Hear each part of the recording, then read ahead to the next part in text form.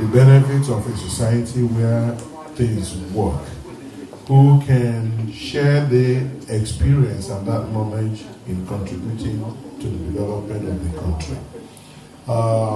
So I've come here really to sensitize the diaspora community to the opportunities back at home that by God's grace I'm going to make available by creating enabling environment for the diaspora community to add value.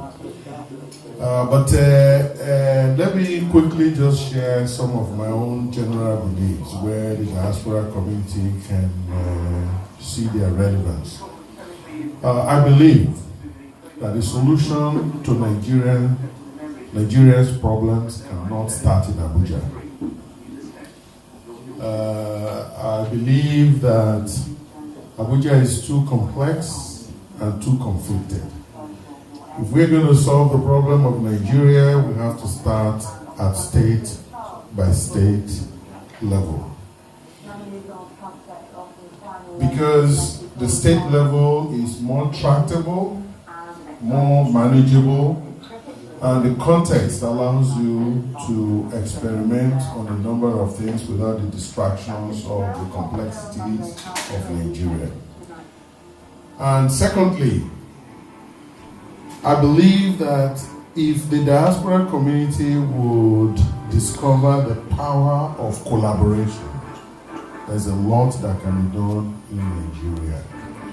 Many times the diaspora community rely on individual efforts, self-efforts, starting this, starting that, and invariably those efforts do not make meaningful impact in Nigeria.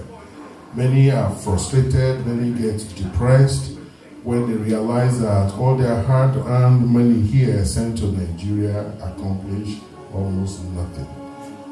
I believe that it's time for the diaspora community to start collaborating, combining the small efforts into a large pool that when it gets to Nigeria can make substantial impact on Nigeria. And the proposition that I really want to make is that let us use a state in Nigeria as our launching pad where we can show to Nigeria the power inherent in the diaspora.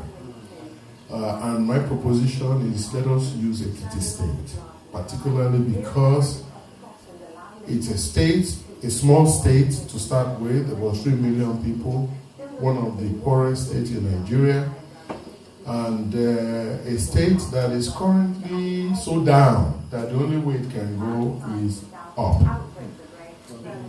A state that is known for intellectualism, but the evidence of this intellectualism is not present on ground. A state where no past government has ever exploited that intellectualism to the development of the place.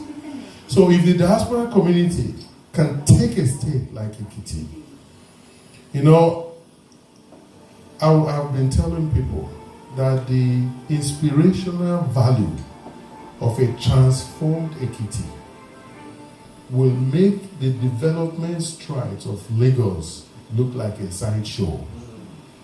Let me explain. Lagos, we thank God for the wonderful things that have been happening because of the development agenda set in motion by leaders like Asiwaju Tinubu that subsequent governments have sustained. Wonderful things. But you will frequently find out that other states never imagined that the things happening in Lagos could happen to them, because invariably they put Lagos in a special class and special category. Okay? But imagine what will happen to a state like Ekiti that has become laughing stock, a derided state. If transformation should happen there, it's bound to catch the attention of the whole nation. So if the diaspora community, using their collaborative power, can take a state like Ekiti and pour resources into it, they can make a powerful statement, throughout Nigeria as to what can happen when you employ the resources of the diaspora community in the development of a nation. And my role is to provide leadership, to provide a rallying point for this to happen, to become a leader that creates that enabling environment for the diaspora community to showcase this power that I'm talking about, and let it become a celebrated story in Nigeria that will inspire other states to do likewise. So essentially, this is part of the vision that I have for the diaspora community. And the sooner I start sharing this vision, the sooner I can get the diaspora community energized, the sooner I can get the diaspora community to start contemplating, to start articulating, to start thinking of how to make this happen. And then the sooner they can also start to provide input into my own plans as to what enabling environment will be required to make this happen. There are several things I could tell you, but many of them are already documented in the brochure, so I'm not going to go into them. But in a nutshell, the diaspora community is going to be crucial into the development agenda that I have for Ekiti State and by extension Nigeria. And that's why it's important for me to start a partnership relationship to get it started with the diaspora community, and that's why I'm here to connect with you.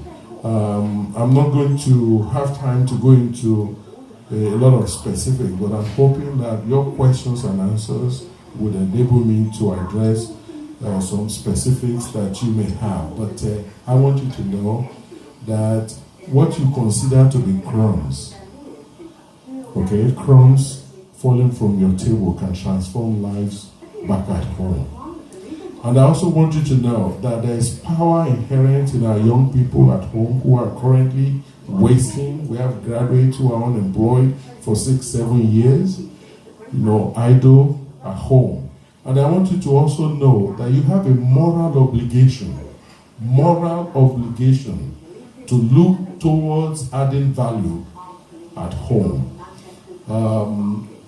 Many of us, after we got education, we went in pursuit of better lives farther away from home. And all the time we were gone, children were being born, students were graduating from school, and we were not available to provide any mentorship to these ones. We are not available to be role models to them, and they grow wild and they become vulnerable to opportunistic